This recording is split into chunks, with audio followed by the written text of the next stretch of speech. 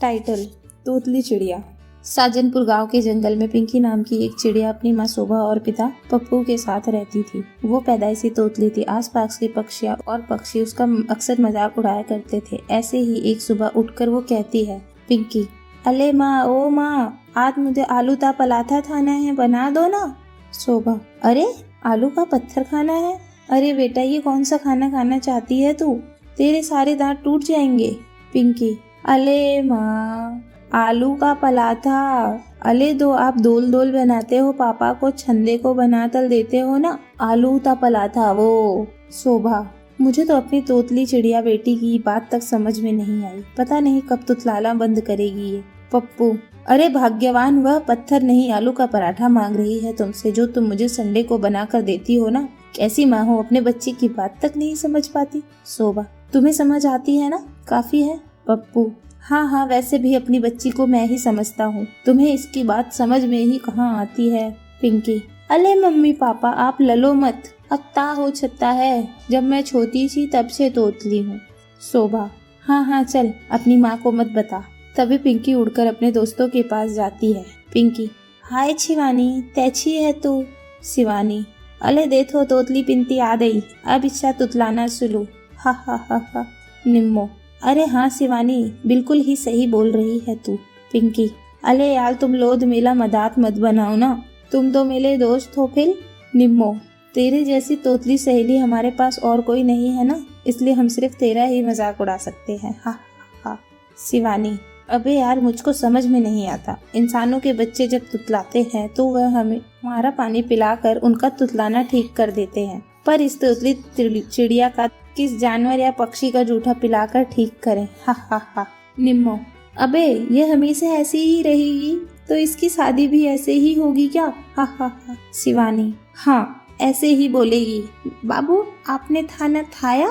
पिंकी, हद हो गई, इतना तो ही चीज बेचती नहीं डलता जितनी तुम पागलों तिलियाओं ने मेली दी है। शिवानी, अच्छा तो क्या आरती उतारे तेरी, चल निकल यहाँ से। पिंकी, हाँ ठीक है, मैं डाल रही हूँ यहाँ ते। मन में सोचती है, अले ये तो पेलती दाली तूत लही है, इधर दिलने वाली है, इनसे इन तो तोत लद्दाई दी। फिर बोलती है, अले छिवानी छुनो, अले हतो यहाँ थे थाले, पेल दिलने वाला है। शिवानी, ओहो, पता नहीं क्या बोलती है ये तोतली, अब क्या बोल रही है। पिंकी, अले निम्मो, तू तो हद्दा, चल आले हतो, लगता है मुझे ही तुतलना पलेदा। ये बोलकर तोतली पिंकी उन दोनों को धक्का मार देती है और खुद पर भारी टहनी के नीचे आ जाती है, जिसके बाद वो बेहोश हो जाती है। तो दोनों कहती हैं, शिवानी, अरे ये क्या हो गया हमसे, पिंकी ने तो हमारी जान बचाने के लिए अपनी जान जोखिम में डाल दी, इतनी देर से वो हमें हटो बोल रही थी। निम्मो, अरे यार, ये वक्त उससे ये सारी बात करने का नहीं है, हमें उसे बचाना होगा जल्दी से, और पक्षियों को बुलाओ। कुहू। तभी निम्मो की कुहू आवाज सुनकर तोता और मैना आते हैं और सब अपनी अपनी सोच और पंख से उस डाली को हटाते हैं और पिंकी की जान बचा लेते हैं। कुछ देर बाद पिंकी होश में आती है तो डॉक्टर उसे चेक करके कहता है, डॉक्टर, फिक्र करने वाली कोई बात नहीं है, ये बिल्कुल ठीक है। पिंकी, अरे ये मैं कहाँ आ गई, मम्मी पापा आप कहाँ हो? पप्पू, अरे ये रहे बेटा हम। शोभा, क्या बोला तूने, एक बार फिर से कहियो कुछ भी। पिंकी, अरे माँ, मुझे भूख लग रही है, और मेरी दोनों दोस्त ठीक है ना, वह पेड़ के नीचे आने वाली थी। शोभा, आपने सुना, हमारी तोतली पिंकी बोलने लगी, देखना वह बिल्कुल भी तुतला भी नहीं रही है, एकदम साफ बोल रही है। पप्पू, अरे हाँ, मेरी बेटी ठीक हो गई। शिवानी, पिंकी हमें माफ कर दे, हम तेरी हर बात समझ नहीं पाए, हमें खुशी है कि तू अच्छे से बोल पा रही है। इस तरह पिंकी चिड़िया अब तुतलाना बंद कर देती है और उसके सभी अच्छे दोस्त बन जाते हैं। टाइटल, गर्भवती चिड़िया की अड़ियल कौवी सास। नैनी चिड़िया की शादी बिरजू कौवे से हुई थी। बिरजू तो उसे बहुत प्यार करता था, पर उसकी सास मंजू उसे बिल्कुल भी प्यार नहीं करती थी, क्योंकि बिरजू ने अपनी माँ को बिना बताए नैनी से शादी कर ली थी।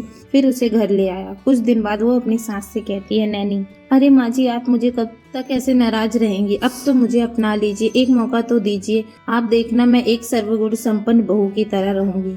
मंजू, तू कुछ भी कह ले, तू मेरे लिए बहू कभी नहीं बन सकती। मन में, इसने मेरे बेटे को मुझसे छीन लिया, अब मैं इसका सुख चैन छीन लूंगी। चल ठीक है, तुझे एक मौका दिया मैंने, जा घर जा, सारे काम कर, बिल्कुल चमकना चाहिए। नैनी, जी माँ जी, आप देखना, मैं आपको शिकायत का कोई मौका नहीं दूंगी।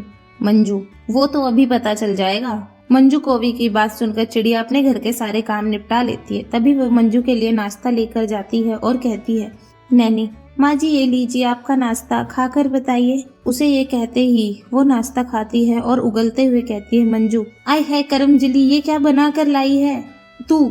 पकोड़े में इतनी मिर्ची किस लिए डाली है? मेरी जुबान जलाकर मुंह बंद करना चाहती है मेरा? मुझे लूज मोशन लगवाना चाहती है?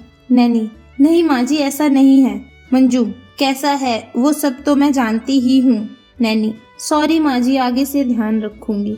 ये कहते ही नैनी कपड़े धोने चली जाती है। जब वो सारे कपड़े सुखा देती है तो मंजू कौवी उसके सारे धुले हुए कपड़ों पर मिट्टी डाल देती है, जिससे वे कपड़े गंदे हो जाते हैं। जब नैनी ये कपड़े लेने आती है तो कहती है, नैनी हे भगवान, मेरे तो सारे कपड़े गंदे हो गए, अब मुझे फिर से कपड़े धोने पड़ेंगे, वॉशिंग मशीन भी नहीं है। मैं नन्ही सी चिड़िया आखिर इस घर का कितना काम करूंगी, पर कोई बात नहीं, मुझे माँ जी का दिल भी तो जीतना है। ये कहते ही नन्ही चिड़िया फटाफट से कपड़े धो लेती है। वक्त बीतता है, नन्ही चिड़िया गर्भवती हो जाती है, लेकिन मंजू कौवी अपनी सांस हरकतों से बाज नहीं आती। गर्भवती के समय भी वह उससे काम ही करवाती थी, उसे बिल्कुल भी आराम नहीं देती थी, वह थक भी जाती थी। नैनी, हे भगवान, अब मुझसे तो झाड़ू पोछा भी नहीं होता, चलो जैसे तैसे सब कुछ खत्म हुआ, मैं जाकर थोड़ा काजू बादाम खा लेती हूँ। नैनी जैसे ही काजू बादाम खा रही होती है, उसकी सास कोई उससे काजू बादाम छीन कर कहती है, मंजू, क्यों रे करमजली, तेरी हिम्मत कैसे हुई काजू बादाम को हाथ लगाने की? ये क्या तेरे मायके से आया है? दे, इसे खाने की जरूरत नहीं है। नैनी, पर माँ जी ये तो वो लेकर आए हैं मेरे लिए और बच्चों की सेहत के लिए। मंजू, तेरे लिए लाया है तो क्या मेरा इस पर कोई अधिकार नहीं है? ये ले जा 2 बादाम और जाकर मेरे लिए खाना बना, आज मेरा डोसा खाने का बहुत मन कर रहा है। नैनी, माँ जी कोई हल्की चीज खा लीजिए, मैं इतनी देर खड़े होकर खाना नहीं बना पाती है। मंजू, क्यों री नास पीटी, मैं बूढ़ी हो गई हूँ या तू? इस उम्र में तुझसे खाना नहीं बन रहा, गर्भवती होकर भी? मैंने तो बहुत काम किया है और तू ऐसे ऐसे नखरे कर रही है, जाकर काम कर। ये सुनकर नैनी काम करती है। कुछ देर बाद उसके पेट में दर्द हो जाता है और वो बेहोश हो जाती है। तभी गिरने की आवाज सुनकर कौवी सास उसे हॉस्पिटल लेकर जाती है, जहाँ डॉक्टर कहता है। वहाँ पर उसका पति भी होता है और डॉक्टर उन दोनों से कहता है, डॉक्टर, इतने नाजुक मोड़ पर आप इन्हें काम करने को कैसे दे सकते हैं? शुक्र मनाइए कि इसका असर बच्चे पर नहीं पड़ा, आप पिता बन गए हैं। बिरजू, सच में मैं पिता बन गया? नैनी बहू के पास जाकर रोकर कहती है, मुझे माफ कर दे, मैंने तेरे साथ बहुत गलत किया, ऐसे समय पर भी मैंने ऐसा बर्ताव किया तेरे साथ, जिसकी वजह से तुमने सारा काम भी करना पड़ा, लेकिन चलो शुक्र है बच्चा ठीक है, अब से तू मेरी बहू है। नैनी, अपना लिया माँ जी, तो मुझे कुछ और नहीं चाहिए। माफी मांगने के बाद मंजू को अक्ल आ जाती है और वो चिड़िया बहू के साथ खुशी खुशी रहती है।